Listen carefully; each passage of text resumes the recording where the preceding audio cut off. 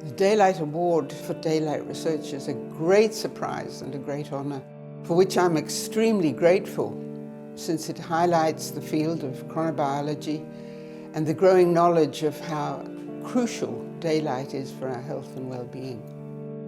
I have had the fortune to live and work in an extraordinary era where the science of biological rhythms came of age. 50 years ago, rhythm research was not really taken seriously. There were only a few pioneering scientists looking at rhythms, but they did look at a variety of organisms and even humans.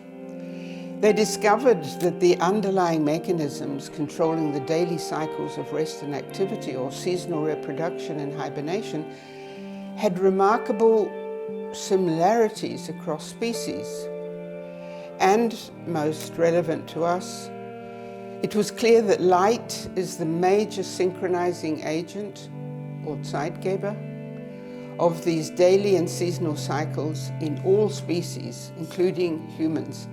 That was a very important key finding.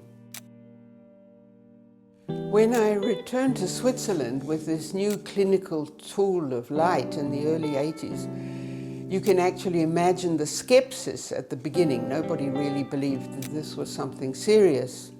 But light has been my main theme ever since. We carried out the only study so far of natural daylight therapy in seasonal affective disorder. Half an hour in the morning outdoors worked just as well as half an hour of bright artificial light. The question arose very early on: how to raise the general knowledge and understanding of how we are affected by light exposure. Already in 1988, we founded the Society for Light Treatment and Biological Rhythms. In 1994, Michael Terman and I initiated the non-profit website Circadian Environmental Technologies, and since 2016, the International and Interdisciplinary Daylight Academy, of which I am a founder member, promotes cooperation between scientists, architects, and other professionals with a strong interest in daylight-related topics. Already, the research on light's widespread effects on humans has changed the lighting industry and architecture in the last decade. It has initiated new lighting standards to incorporate non-visual effects of light as necessary for health, and it has reawakened interest in the huge potential of daylight to complement artificial light. Recovery from illness can be accelerated by enhanced exposure to daylight. We and many others have collaborated with architects in new hospitals or retirement homes.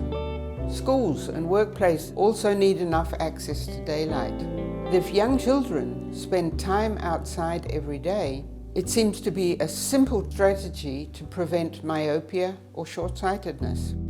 So I think we've reached a level of knowledge whereby chronobiologists and architects can talk to each other to improve the quality of the built environment with respect to the health-enhancing effects of daylight.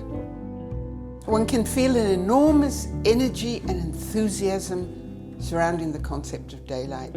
It's clear that studies under controlled laboratory conditions are necessary to carefully dissect out the relative effects of wavelength, intensity, timing, and duration of light exposure on psychobiological functions, which is what the Center for Chronobiology in Basel has specialized in. My successor, Christian Kajochen, and his team have now initiated the next generation of studies under field conditions. The crucial question that we still haven't answered is, what is a healthy light diet? How much for whom? When do we need light and when do we need darkness? What I do know is that humans need regular morning daylight to set their internal clock to solar time for better alertness, performance and mood during wakefulness, and a better sleep at night. My mantra is very simple. Go outside in the morning every day, rain or shine, to get your Zeitgeber light pulse.